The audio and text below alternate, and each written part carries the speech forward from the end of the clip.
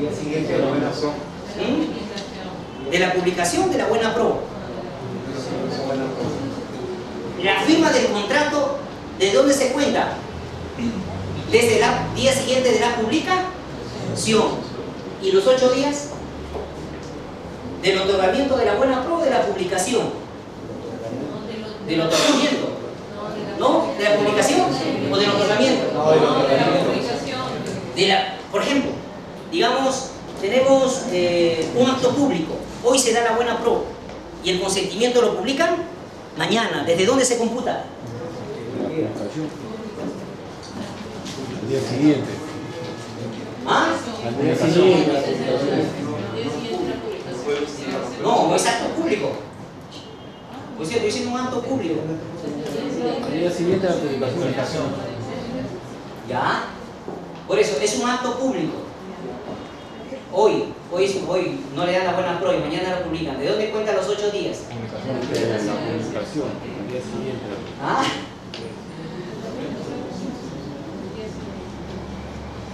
¿Desde dónde contamos? Vamos a ver aquí.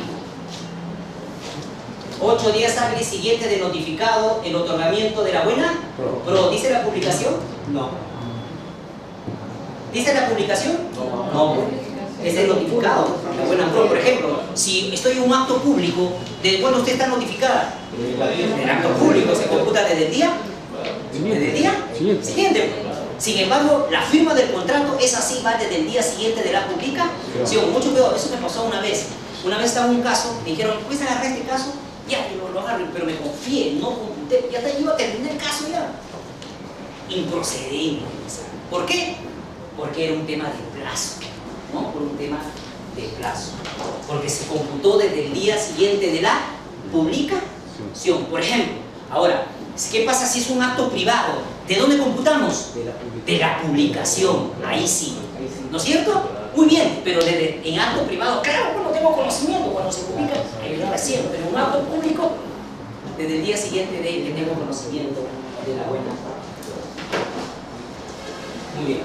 Entonces, acá estamos viendo el requisito de admisibilidad. ¿Qué más? Trámite, ya vimos esto. La improcedencia, ¿no? El tema de improcedencia. Entonces, el impugnante se encuentra impedido para contratar con el Estado. El que suscribe el recurso no sea impugnante, eso ya lo vimos. El impugnante se encuentra impedido para contratar con el Estado. Mucho cuidado con este tema. Yo lo que veo en la práctica es esto. Muchos se consorcian y los consorciados saben que tienen un procedimiento sancionador. Lo saben, pero juegan con el tiempo. Porque saben que si tú firmas el contrato y después te sancionan, en principio no pasa nada, ¿no es cierto? Salvo que te hayan sancionado por documento falso. Ahí sí, eso es distinto. Ahí en la entidad, eso, porque eso puede, ahí sí podría declarar una nulidad de oficio, pero en estricto, cuando usted lo sanciona, luego del otorgamiento de la buena pro, no pasa nada, ¿sí o no? Porque usted va a culminar, ¿qué cosa? Si lo inhabilitan, no pasa nada, porque tiene que culminar, ¿qué cosa? Pero ¿qué pasa si lo han sentenciado, lo han inhabilitado por presentación de documentos falsos ante esa entidad? Esa entidad puede declarar nulo el proceso, el contrato no. ¿De oficio puede declarar nulo o no? Sí. Claro, porque estás en el supuesto de presentación de información inexacta. Así es. Ahí sí podría declarar la nulidad, de oficio. Bien, entonces, mucho juegan con ese tema, mucho cuidado. Si tienes un procedimiento sancionador, por último no te consorcies con alguien que ya está en un procedimiento sancionador, no te consorcies con alguien así, porque te puede caer en este tema, porque justo faltando un día te cae la sanción al otro, ya perdiste. Ahora, usted sabe que en el consorcio XY, ya estás durante la ejecución del contrato, presentaron documentos falsos, los dos se presentaron. ¿Es necesario que sean sancionados los dos? ¿O se entiende? ¿Para que declaren nulo de oficio o basta que me encuentren que él es el responsable? Aún, nada más. Aún, les estoy poniendo casos que están en materia de arbitraje, porque algunos sacan ese razonamiento, estudios jurídicos muy reconocidos, donde usted cada paso que da dentro del estudio, no sé cuántos dólares vale, sacan esos razonamientos, yo no sé de dónde. Deberían preguntarle a alguno de ustedes para qué se dan esos estudios. Sacan esos razonamientos, no que cómo me va a declarar un nuevo contrato si solamente también puede que hayan presentado documentos falsos, pero solo no fueron todos. ¿No? Muy bien. Ahí vas a uno. Vamos a ver también que ahí en el caso de consorcio, ustedes saben que hay una modificatoria, ¿no es cierto? Antes, en el caso de consorcio, durante el procedimiento de selección, ¿a quién se sancionaba a todos?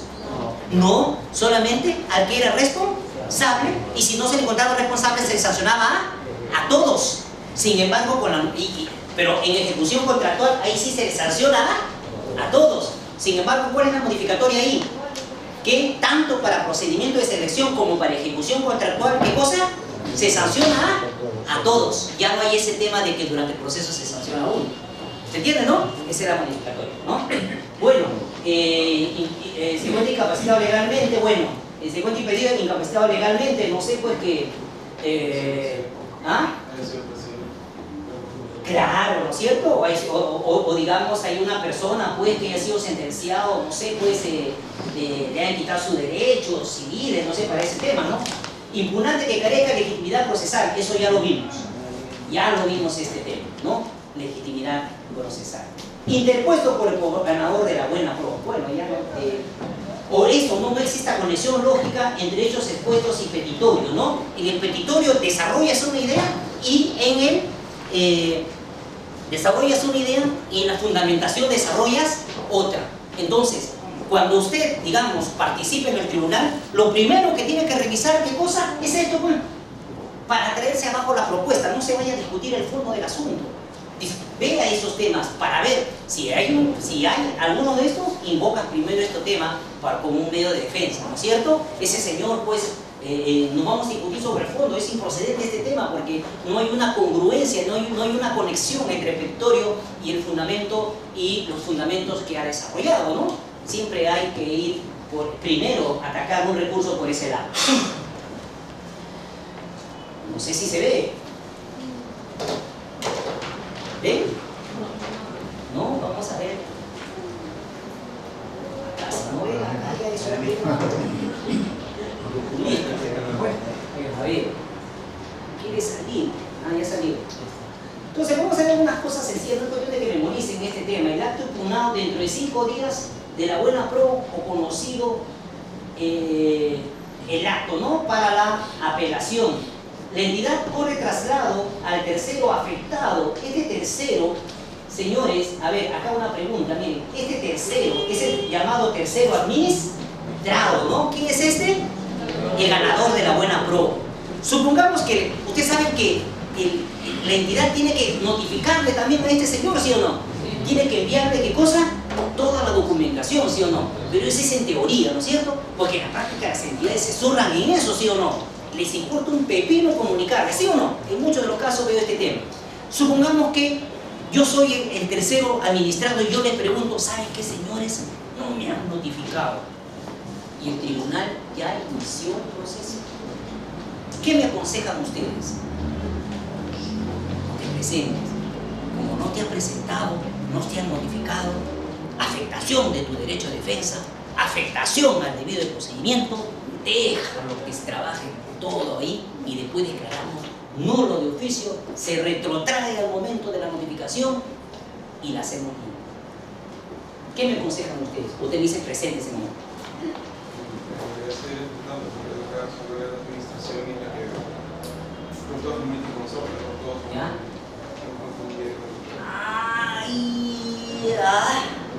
Ojo que es un tercero administrado. Muy bien, su compañero ha citado una figura que se llama en el Código Procesal Civil litis consorte, ¿no es cierto? Donde pueden haber varios demandados o varios demandantes. Ahora, aquí, el hecho que la entidad no le notifique le da pie para que el tercero administrado aproveche de esta situación y se quede calladito. ¿Eso le aconsejarían ustedes o no?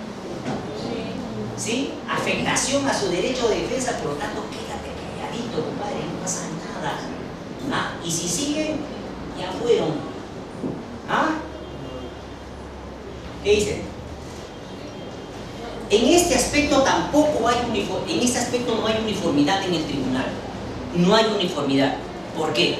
Vamos a ver lo siguiente. Pero, por ejemplo, en esta resolución, mira, afectación del derecho de defensa del tercero administrado por no haber sido notificado por la entidad. Si la entidad no notifica, ello no significa que le afectó el derecho de defensa, porque es su obligación hacer el seguimiento en él, se hace. Ese es el criterio mayoritario. O sea que si la entidad no lo notifica, ello no lo autoriza a este señor para decir, para poner que ahí no, señor, no me han notificado afectación. No, ahí tienes que ver en el SEACE, tienes que hacer en el SEACE, acercarte al ROCE, leer el expediente y hacer tu derecho de defensa. Y te incorporas en el momento, digamos, desde ese momento ya pues tienes ya todas las prerrogativas que tiene la parte. Es decir, ¿qué es lo que dice? No puede argumentar afectación del derecho de defensa porque este señor tiene la obligación de hacer el seguimiento en él, se hace. Entonces, ¿qué es lo que tiene que hacer? Apersonarse al tribunal, leer el expediente y incorporarse como tercero administrado. Y entonces, ello no significa que le afectó el derecho porque su obligación hacer el seguimiento en el SEACE. Hacer el seguimiento en el SEACE. Ya, hacer el seguimiento en él se hace. Ahora, bueno, ¿qué pasa si él se apersona luego de los 5 días? ¿Se tendrá en cuenta sus puntos controvertidos o no? ¿De acuerdo o no? ¿El cuántos días tiene para apersonarse? Creo que 5. Es irrelevante el plazo, 5. Si él se presenta luego de los 5 días, ¿el tribunal tomará en cuenta sus puntos controvertidos o no? ¿Ah? ¿Qué?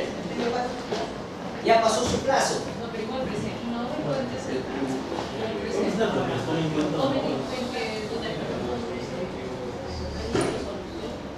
¿Ya? Entonces, usted dice, se puede tener en cuenta. Ya, miren, se puede tener en cuenta. Lo que pasa es que aquí hay resoluciones del tribunal que dicen que, unas dicen, tengo también estos números, algunos dicen lo siguiente, quiero encontrar lo que usted le ve. ¿Por qué? Porque unas resoluciones del tribunal que dicen no se tiene en cuenta nada. Otros dicen, mira, sí se debe tener en cuenta. Otros dicen, no, voy a ver si tomo en cuenta. Por ejemplo, no sé si es esto, a ver. Acá está, mira, miren lo que dicen, ¿ah? Todos estos casos, señores, he hecho un trabajo de sistematización, te puedo hablar con números, ¿no? Por todo lo que digo, tengo números, ¿no? Simplemente digo, ya les he determinado son puntos donde no hay uniformidad en el tribunal, y este es uno de ellos. Por ejemplo, este es el caso, el mismo supuesto. ¿Cuál es? Que el tercero administrado se apersona luego de los 5 días. Es el mismo supuesto. Miren cómo el tribunal se pronuncia no uniformemente en este tema. Esta sala dice, si el tercero administrado no contesta dentro del plazo de 5, entonces solo se tendrá en cuenta qué cosa. Se considera que deben ser tomados en cuenta únicamente los argumentos advertidos por el adjudicatario, que tenga que ver directamente con los puntos controvertidos planteados por el impugnante que absuelvan las imputaciones, no tomándose en cuenta aquellos puntos incorporados por el tercero administrado. Entonces, ¿qué dice esta resolución? ¿Le toma en cuenta sus puntos controvertidos o no? ¿Dice algunos? ¿O ninguno? O sea, no le... a ver. Mira, si el tercero administrado no contesta, entonces solo se tendrá en cuenta, se considera que debe ser tomado únicamente los argumentos vertidos por el adjudicatario, nada más, 0. No tomados en cuenta los puntos incorporados por el adjudicatario. ¿Está bien? ¿Estamos? Muy bien. Vamos a ver otra resolución. ¿Ah? Si el tercero administrado no contesta, otra resolución está con número, si quiere página, también por ahí hay página. Pero la misma sala. Son diferentes. Sala 4, ¿no? Arriba es sala 4. Sala 4, pero este es del 5 de junio. Este es del 19 de mayo, la misma sala. Pero a veces son A ver, vamos a ver. No, alguien ha sido muy acucioso y ha advertido lo mismo. Pero vamos a ver. Claro, puede ser porque sí, Tiene razón, puede decir lo mismo y por eso es el criterio reiterado. Si el tercero administrado no contesta dentro del plazo de 5 días, entonces solo se tendrá en cuenta, se debe tomar únicamente los argumentos vertidos por el adjudicatario que tengan que ver únicamente por el tribunal. No tomamos en cuenta ya, lo mismo. Vamos a hacer otra resolución. ¿Ya? El adjudicatario resolvió el recurso fuera de los 5 días. En consecuencia, en aplicación del acuerdo de sala plena citado, el colegiado emitirá este pronunciamiento teniendo en cuenta únicamente los argumentos expuestos por el impugnante quien ejerció su derecho de defensa. ¿No es cierto? Otra resolución. Habiéndose advertido que el adjudicatario no absolvió el traslado del recurso de apelación de manera oportuna, el tribunal concluye que los argumentos expuestos en sus escritos presentados después de su apersonamiento no serán tomados en cuenta al momento de resolver en el presente procedimiento en la aplicación del acuerdo de sala plena. Vamos a ver esta resolución. Señala que si el tercero administrado, ¿qué dice?, no presenta absolución al recurso de apelación, no implica para que sea considerado tiene que haber absuelto dentro de los 5 días. Sin embargo, señala que será potestad de la sala tomar en cuenta los argumentos. ¿Qué dice esta sala? Es potestad de la sala. ¿Se da cuenta? Pero ¿cuál es el criterio reiterado? Y por eso yo le puse el criterio reiterado, que no lo tomará en cuenta. ¿Qué dice esta sala? Que será potestad, será potestativo. Y que, o sea, se da cuenta, no es el mismo criterio. Una dice, no te tomo en cuenta, y otra dice, yo veo si te tomo en cuenta. Si el adjudicatario que esté administrado no absuelve en el plazo de 5 días, solo se tendrá en cuenta lo que absuelve sobre los hechos planteados por el imputante, pero no se tendrá en cuenta los nuevos puntos controvertidos del que se consigne. Entonces, ahí vemos 2 puntos. Uno que dice, no se toma en cuenta, y otro que dice, que será potestad de retirar. No es uniforme. Entonces, ahí en este punto. Pero ¿cuál es el criterio reiterado? Que no se tendrá en cuenta. Bueno, ¿cómo si ahí empieza a recorrer el plazo para que resuelva? Bien, acá tenemos entonces, vamos a ver, ¿qué cosa es la denegatoria ficta? ¿Ah? ¿Qué cosa es la denegatoria ficta? Que el tribunal, digamos, o la entidad en el plazo que tienen para pronunciarse no lo hace, ¿no es cierto? No lo hace, no lo hace. Y es desde ahí donde empiezas a computar tu cómputo para irte al contencioso administrativo y seguramente en 7 años te dirán si tienes razón o no, ¿no es cierto? Luego, ¿qué cosa tienes? La improcedencia, ¿no? Y hemos visto las causales de improcedente. Aquí te ejecutan la garantía. Acá, ¿qué cosa dice? Se pronuncia en contra, ¿no? Se pronuncia a favor o nulidad del proceso. Tenemos, si es infundado, también te ejecutan la garantía. Si es fundado, te la devuelve. Si es nulo y no hay pronunciamiento sobre el fondo, te lo devuelve. Muy bien. Bueno, en un plazo van bien, después de ahí no le veo mayor relevancia. Entonces, los puntos controvertidos definidos según los hechos, a eso es importante. Que los únicos puntos materia de discusión son los que la entidad, el tercero administrado o el impugnante lo hacen en su recurso, o en el caso del tercero, en el caso de que absuelva el recurso, o en el caso de la entidad absuelva el recurso. ¿Qué quiere decir? Solamente se tendrá en cuenta los puntos controvertidos presentados desde el inicio, no después. ¿De acuerdo? Solo se tendrá en cuenta los puntos controvertidos presentados desde el primer escrito. Luego no. Ya vamos a ver que a nivel de arbitraje no funciona ese tema. A nivel de arbitraje no funciona ese tema. ¿Ya? En algunos determinados casos, temas interesantes, vamos a ver. Entonces, los puntos controvertidos son los que se determinan entonces, en el caso del impugnante, al momento de ¿qué? De presentar su recurso de apelación, ¿no? Este es el acuerdo de sala plena 02-2012 que señala ese tema, ¿ya? Los puntos controvertidos señalados solamente en el primer, al momento de presentar el recurso, En el caso del impugnante, en el caso del tercero administrado, en el caso de absuelve el recurso, o en el caso de la entidad, absuelva el recurso que se le ha trasladado. ¿No es cierto? Muy bien. El análisis respecto de cada uno de los puntos controvertidos, pronunciamientos sobre los petitorios, sobre los puntos que han sido materia de presentación ante el tribunal. Ojo que el tribunal se tiene que pronunciar sobre todos los puntos que se plantean, ¿de acuerdo? Pero ojo, el tema de los hechos que muchas veces se plantea de los que sean netamente relevantes. A ver, si la resolución no resuelve y notifica dentro del plazo, opera denegatoria fija, ¿no es cierto? La resolución agota la vía administrativa.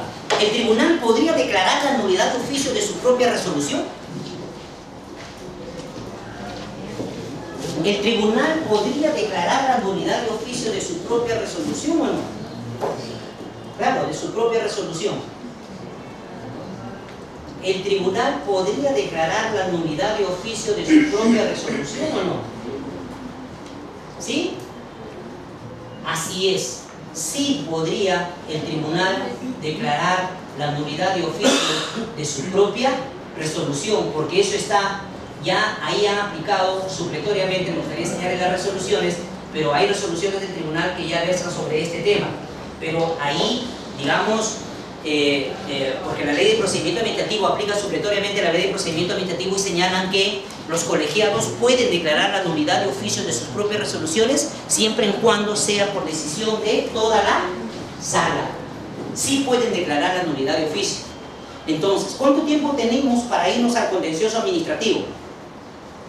3 días, 90 días, ¿no? 90 días. Ya, 90 días. Entonces, en ese plazo, para que no se vaya, puedes ensayar una nulidad de oficio. Pero acá hay otro tema bien interesante que se desarrolla en el tribunal. Por ejemplo, lo que veo ahí en las resoluciones, por tema de tiempo no puedo enseñarles los números, pero tengo ahí los números.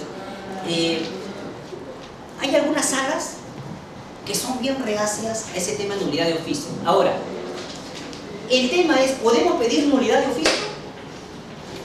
No podemos, porque es de oficio. Pero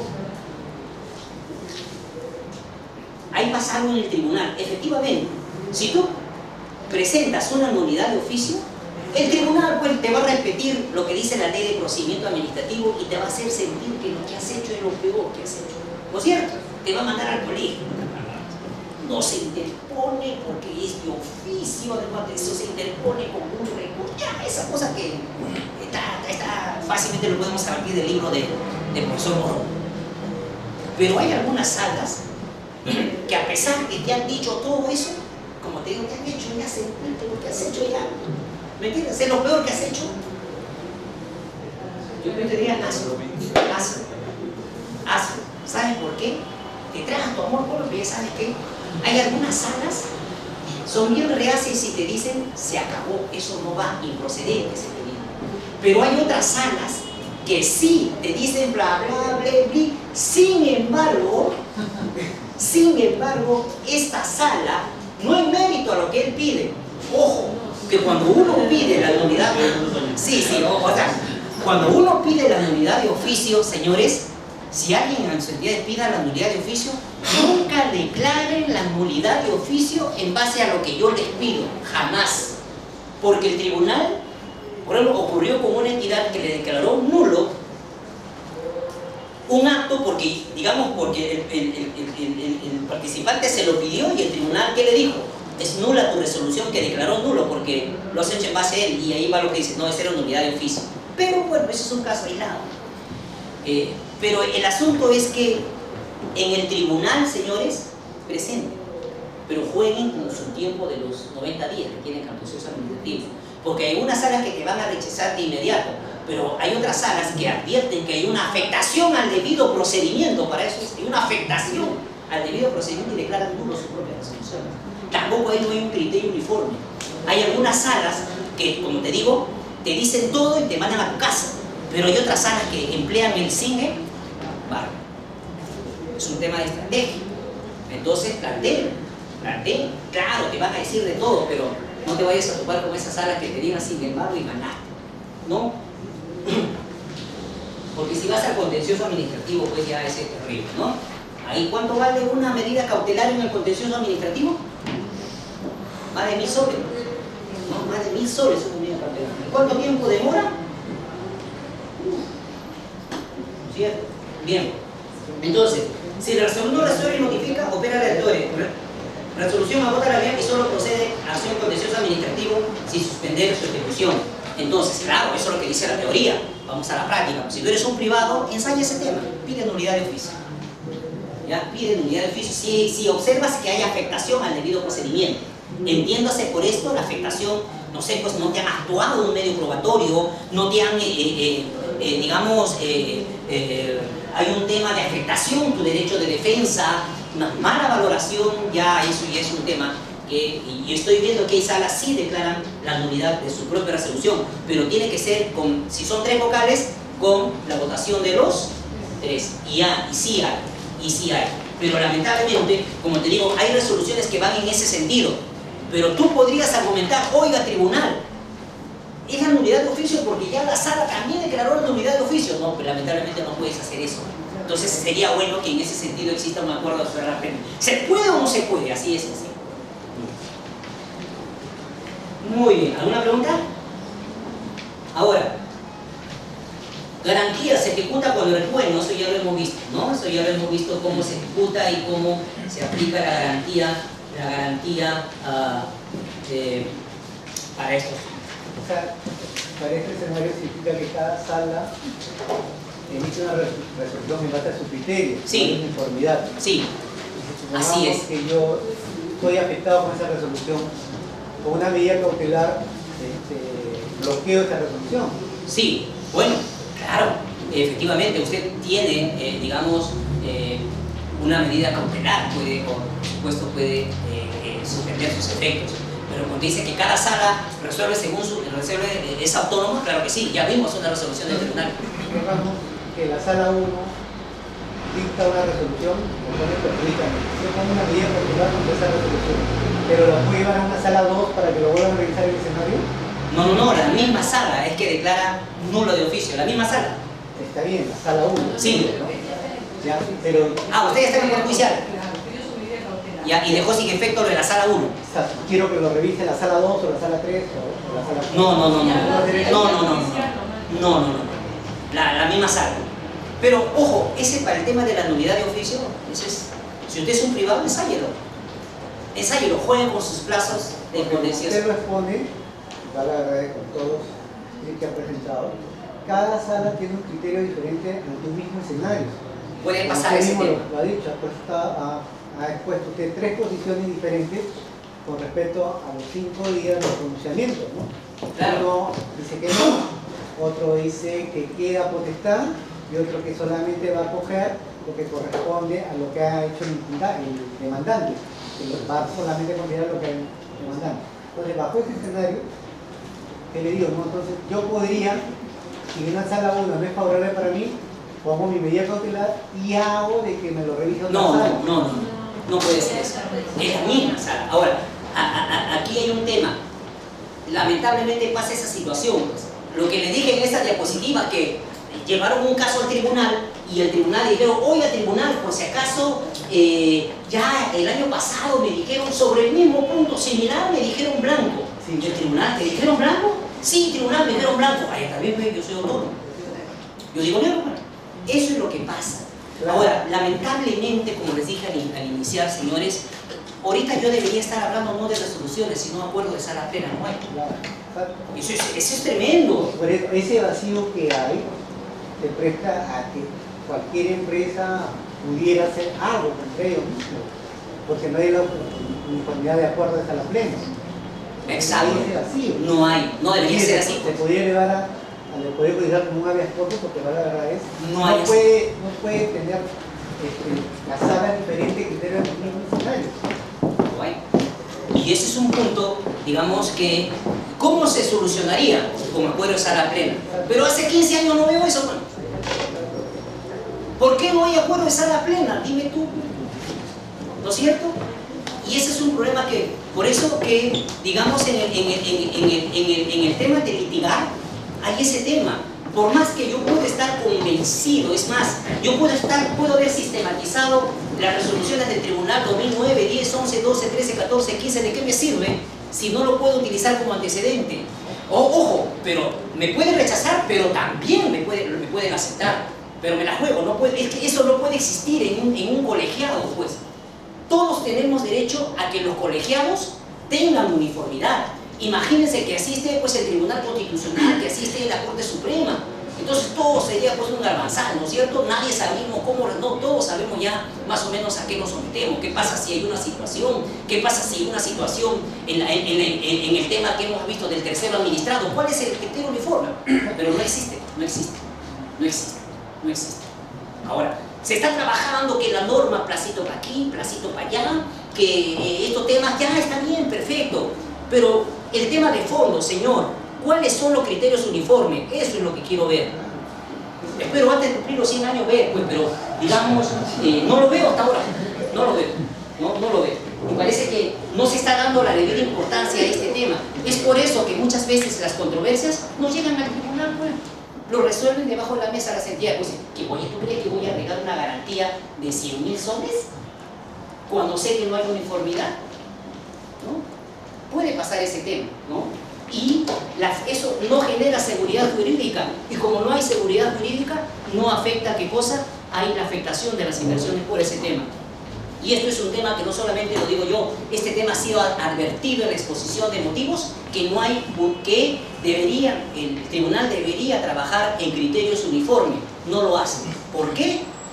No sé. Pero eso perjudica las contrataciones del Estado, porque tenemos que no hay criterios uniformes y por ende pues todo el mundo, por ejemplo, ya sea, como decía, ya se ha declarado que los pronunciamientos ya no son precedentes, ahora va a ser el consejo directivo, ha pasado 3 meses, ninguno. Ojalá que no puedo decir, han pasado 3 años sin ninguno, pues, porque eso urge. Las opiniones ya han dicho que no es vinculante, entonces ¿para qué dicen que no es vinculante y ahora si ya no hay ahorita qué cosa es vinculante? Nada. Eso es un problema. Muy bien. Vamos ahora al arbitraje. Y se lo digo con números, ¿eh? Como se los he mostrado. Puedo pasar toda una sesión de 300 horas analizando las resoluciones del tribunal y me queríamos mucho más. Vamos a ver ahora el tema de arbitraje. Ya, un tema muy interesante, también un tema muy interesante. A ver.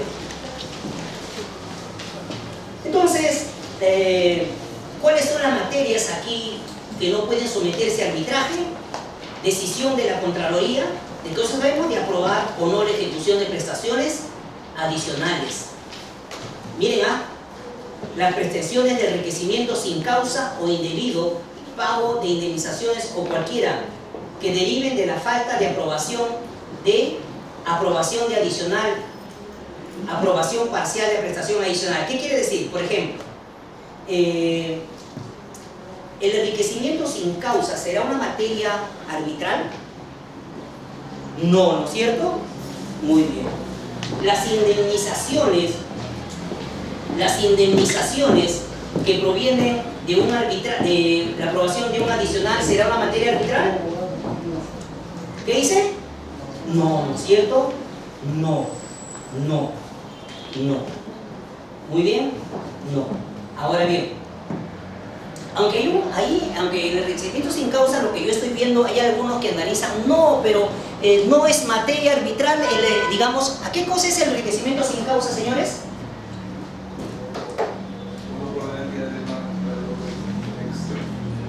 ¿Ya?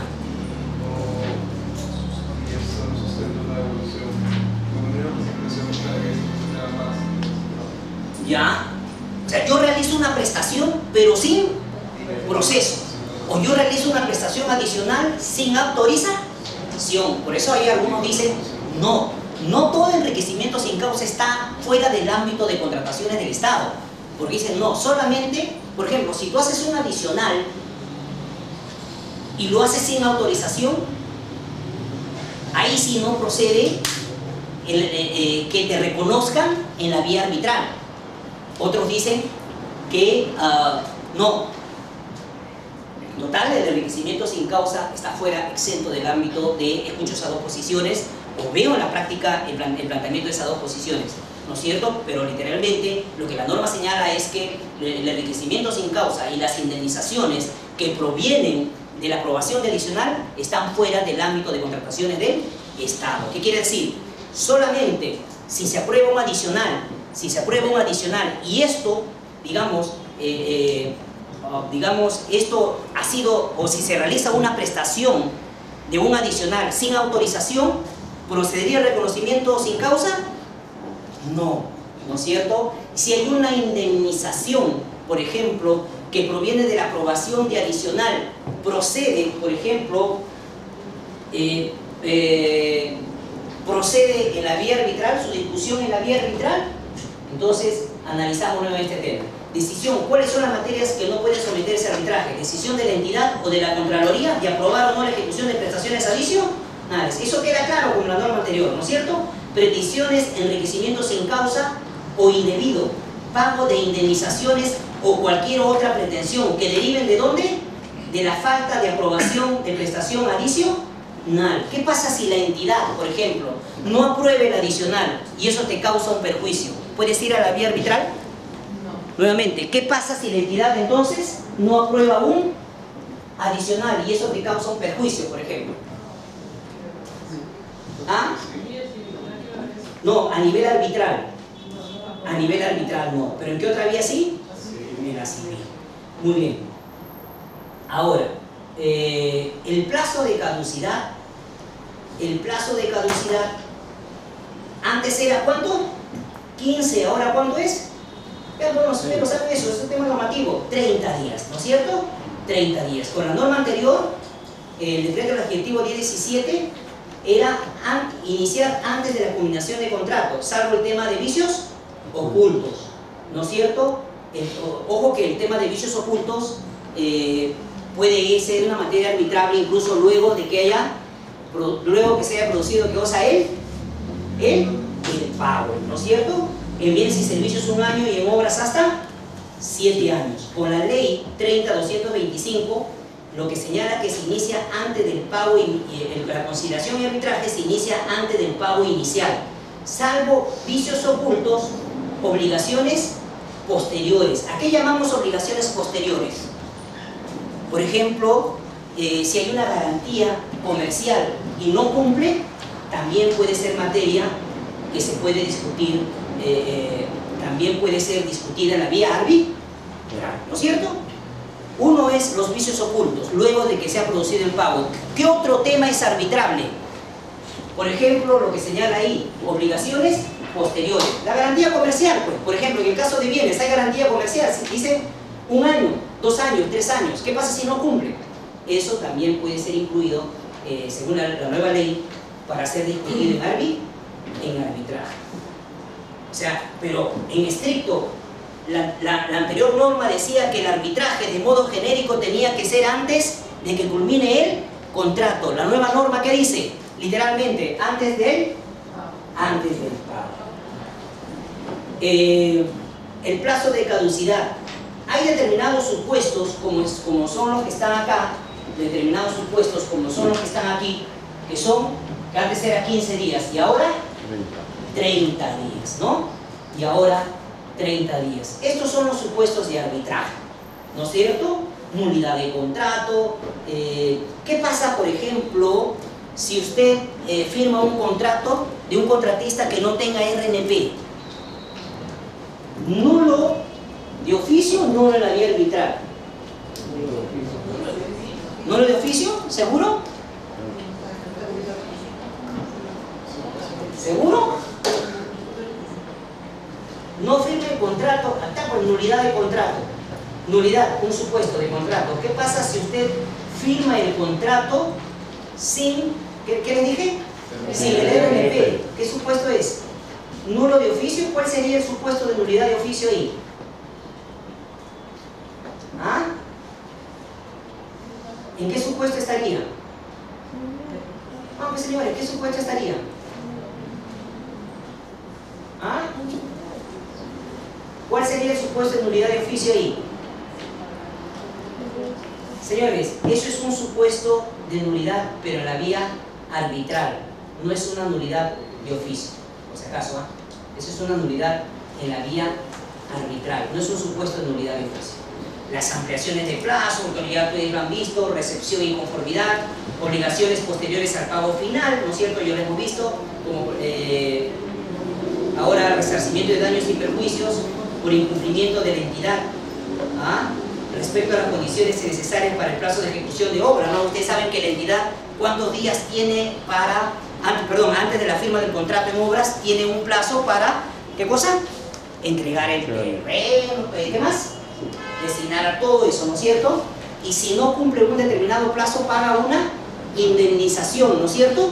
Por día, hasta un determinado tope, ¿no es cierto? El cual, si no le pagan, puede ser solicitado en la vía arbitral.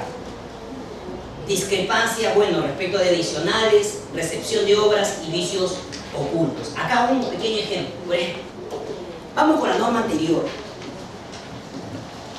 La entidad no pagó valorizaciones y el contratista le resuelve el contrato. ¿Qué hace usted? ¿Está bien o no? Usted sabe lo que dice. Con la norma anterior, no actual. Porque con la norma actual, usted sabe que si la entidad no paga valorizaciones, ¿qué pasa? Vamos, ¿qué pasa? En obras, es un supuesto de suspensión de la obra, ¿sí o no? Es un supuesto de suspensión de la obra, o por último de resolución de la obra.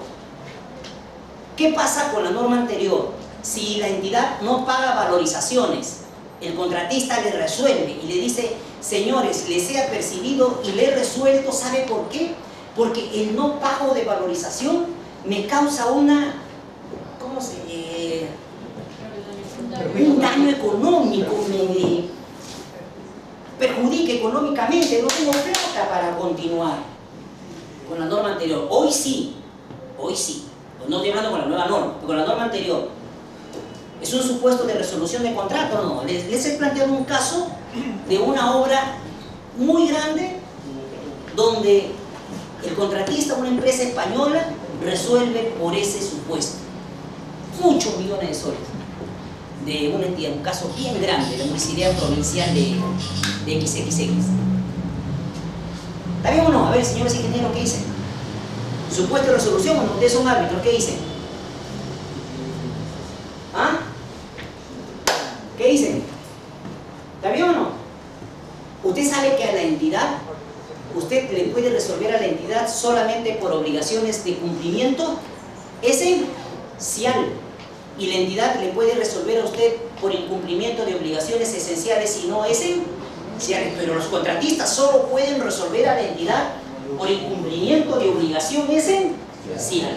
Le pregunto, ¿el no pago de valorización es un incumplimiento esencial o no esencial? Porque si ustedes me dicen esencial, entonces le dan la razón al contratista. Si ustedes me dicen no esencial, entonces, señores, le dan la razón a la entidad. ¿A qué viene eso? La aplicación de la normativa por los árbitros, efectivamente, en la práctica, ¿sabe qué es lo que yo veo? Que los arbitrajes grandes lo ven civilistas. Es lo que yo observo en la práctica. Veo, mayormente, veo así, en contrataciones, no me encuentro con ninguno. ¿No es cierto? Claro, habrán hecho su curso pues, de 80 horas. O sea, para ser árbitro, 80 horas, más que lleven 80 horas. Pero digamos, son muy reconocidos civilistas, ¿no es cierto? Pero en contratación del Estado, digamos, no sé, no me toco con algo y así, oye, pero eso sí, no conocemos, pero no hay nada. Entonces, ¿qué cosa tiene que aplicar un árbitro, digamos, en el arbitraje? ¿Qué es lo que tiene que aplicar? La Constitución, ¿qué más? La ley, las opiniones. Deberían, ¿sí o no? Deberían, ¿no? Deberían, ¿no? Y hablamos entonces, porque nosotros sabemos que en ejecución contractual, ¿qué se aplica supletoriamente? ¿Código civil o ley de procedimiento administrativo? ¿Qué es norma de derecho público? Código civil. Muy bien. Entonces, pues ya dice la pregunta, ¿qué hace usted? ¿Ah? Aquí, eso es un casito así esencial. Ese es el punto de discusión por lo que se resuelve un arbitraje. Ahorita está paralizada una obra muy grande en una provincia. ¿Está bien la resolución o no?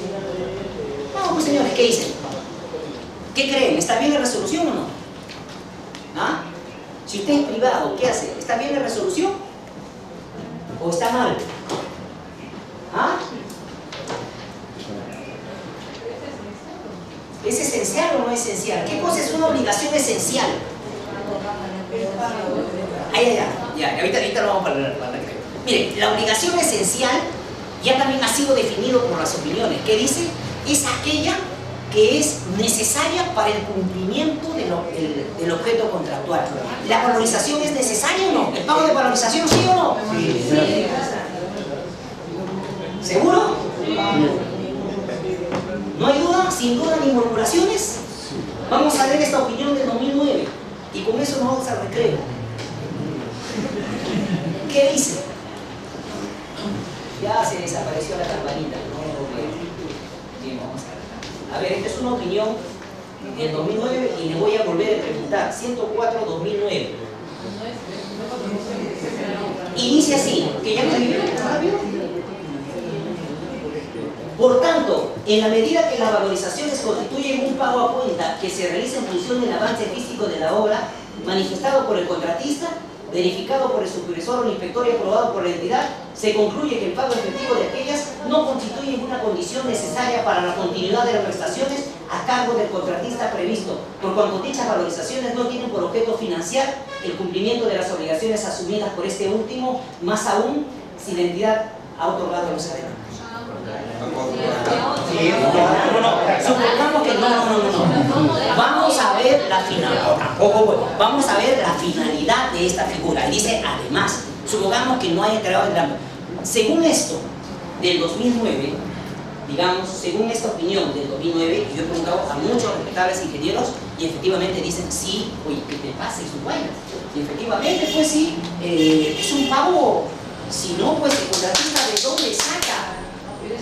Sí, pues, pero eso es tu opinión personal. Yo te digo lo que dice el OCE. Y el OCE en 2009 decía que no era una prestación obligatoria, digamos, necesaria para la continuación. Tanto así que esto dice expresamente que no es un supuesto de ampliación de plazo. Es entendible para los proyectos grandes, que son grandes que les van a financiar. Pero ¿qué pasa con las pymes que se tienen adelantos? Claro, en el tema de adelantos, perfecto, como usted dice, claro, el tema de adelantos es la que tiene la finalidad de financiamiento, ¿no? Claro, pero digamos muy bien, pero acá lo que yo voy es al pago de valorización. Esto es un caso en arbitraje. ¿Cuánto cobra cada árbitro? 80 lucas cada uno. ¿Ya? Pues anímese para hacer algo. Claro, la obra es de 69 millones. 80 lucas cada uno. Si quiere también. Entonces, según esta opinión, ahora me pregunto, y en este caso, yo estoy sustentando con esta resolución. Claro, todos los ingenieros dicen, sí, no, yo tengo esta opinión. Y los señores árbitros, a mi criterio, tendrán que resolver en base a eso. No me vas a venir contra ceñir, a resucitar todos los muertos de derecho civil. No. Acá está tu opinión, no nos vayamos tan lejos. Dice que no. Ahora, entonces, ahora sí es distinto, pero no es distinta opinión. Tanto que sí, la otra parte dijo, efectivamente, sí existe esa opinión, pero los árbitros son autónomos, dice. Tienen que rendir en base a eso. ¿Qué pasa si el árbitro, particularmente, es mi opinión, qué pasa si el árbitro me saca la vuelta y no aplica esto con una duración interpretativa? Los árbitros son responsables por dolo y culpa inexcusable. ¿Y qué cosa que es culpa inexcusable? Algo que ya pues, digamos, esto para mí sería culpa inexcusable.